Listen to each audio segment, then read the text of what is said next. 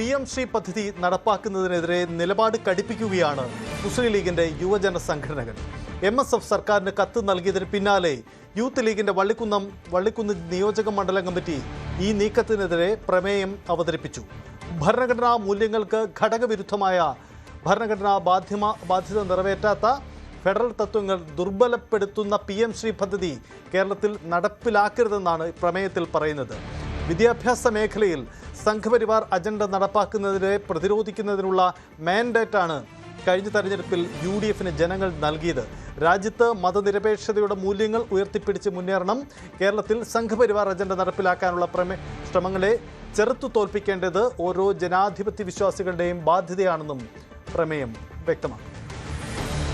കേന്ദ്രത്തിലെ ഫാസിസ്റ്റ് ഭരണകൂടം രാജ്യത്തിൻ്റെ പൊതുവിദ്യാഭ്യാസ മേഖലയെ തങ്ങളുടെ വർഗീയ അജണ്ടകൾക്കനുസരിച്ച് താല്പര്യങ്ങൾക്കനുസരിച്ച് രൂപപ്പെടുത്താൻ ശ്രമിക്കുന്ന കാലഘട്ടത്തിൽ ഇന്ത്യക്ക് മാതൃകയായി മതനിരപേക്ഷ മൂല്യങ്ങൾ ഉയർത്തിപ്പിടിച്ചുകൊണ്ട് മുന്നോട്ട് പോകുന്ന ജനാധിപത്യ കേരളത്തിൻ്റെ വിദ്യാഭ്യാസ സംവിധാനത്തെ തന്നെ കൈപ്പിടിയിൽ ഒതുക്കുന്നതിനും വിദ്യാർത്ഥികളുടെ മസ്തിഷ്കത്തിലേക്ക് വർഗീയ അജണ്ടകൾ പ്രസരിപ്പിക്കാനുള്ള നീക്കത്തിനുമുള്ള സംഘപരിവാറിൻ്റെ നാഷണൽ എഡ്യൂക്കേഷൻ പോളിസിയുടെ ഭാഗമായിട്ടുള്ള PM ശ്രീ പദ്ധതി നടപ്പിലാക്കാതെ ആ കെണിയിൽ നിന്ന് ജനാധിപത്യ കേരളത്തെ രക്ഷപ്പെടുത്തുന്നതിനുള്ള നടപടികളുമായി ഗവൺമെന്റ് മുന്നോട്ട് പോകണമെന്ന് ഐക്യകണ്ഠേന ഈ പ്രമേയത്തിലൂടെ നമ്മൾ സർക്കാരിനോട് ആവശ്യപ്പെടുകയാണ്.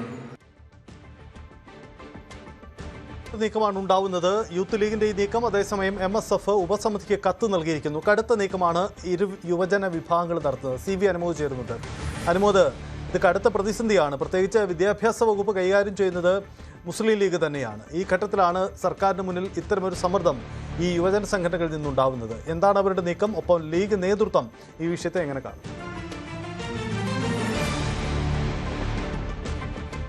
നമുക്കറിയാം, PM ശ്രീ പദ്ധതിക്കെതിരെ വലിയ പ്രതിഷേധം MSFും യൂത്ത് ലീഗും മുസ്ലിം ലീഗും ഒക്കെ കഴിഞ്ഞ സർക്കാരിൻ്റെ കാലത്ത് ഉയർത്തിയിരുന്നു.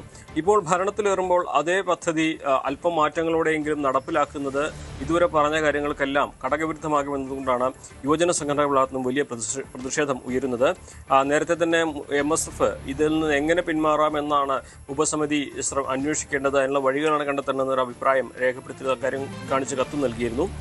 ഇപ്പോൾ യൂത്ത് ലീഗിൻ്റെ ഔദ്യോഗികമായിട്ടുള്ള ഒരു പരിപാടിയിൽ തന്നെയാണ് നേതൃത്വ സംഗമത്തിൽ, വള്ളിക്കുന്ന് മണ്ഡലത്തിലെ നേതൃത്വ സംഗമത്തിലാണ് ഇത്തരത്തിലൊരു പ്രമേയം തന്നെ അവർ അവതരിപ്പിച്ചിരിക്കുന്നത്.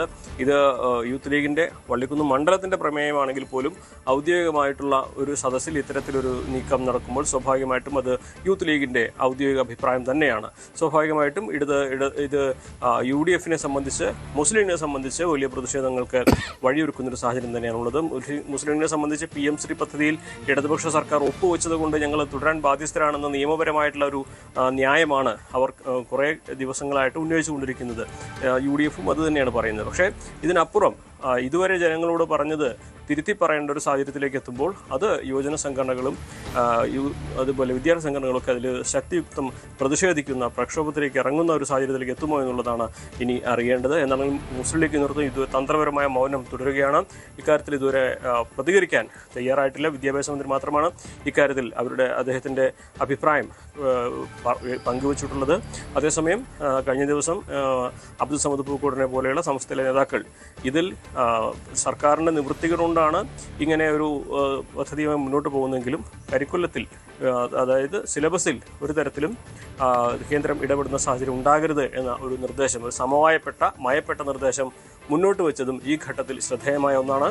എന്നാണെങ്കിലും മുസ്ലിം ലീഗിൻ്റെ വ്യക്തിപരമായ താല്പര്യമില്ലെങ്കിലും, ലീഗ് രാഷ്ട്രീയ പാർട്ടി എന്ന നിലയ്ക്ക് താല്പര്യമില്ലെങ്കിൽ പോലും UDF എന്ന നിലയിൽ ഇതിൽ നിർബന്ധിതരാകുന്നു എന്ന തരത്തിലേക്ക് സന്ദേശം നൽകുവാനായിരിക്കും മുസ്ലിം ലീഗിന്റെ ഭാഗത്തുനിന്നുള്ള ശ്രമം. സജിത്ത്, ഗതികേടിലാണ് മുസ്ലിം ലീഗ് ഈ വിഷയത്തിൽ എന്നതാണ് വസ്തുത. കാരണം ഏറ്റവും ശക്തമായ നിലപാട് പ്രതിപക്ഷത്തിരുന്നപ്പോൾ എടുത്തത് ലീഗ് നേതാക്കളാണ്. അവരൊക്കെ എവിടെ പോയി എന്ന ചോദ്യമാണ്. പൊതുവിൽ കോൺഗ്രസ് പിന്നോട്ട് പോയെങ്കിലും ലീഗിന്റെ പിന്നോട്ട് പോക്ക് കടുത്ത വിമർശനങ്ങൾക്കിടവയ്ക്കും. പ്രത്യേകിച്ച് അവരുടെ യുവജന സംഘടനകൾക്കടക്കം വിശദീകരിക്കാൻ പാടുപെടുക. കൂടുതൽ വാർത്തകൾക്ക് News 18 Keralam YouTube channel subscribe ചെയ്യുക.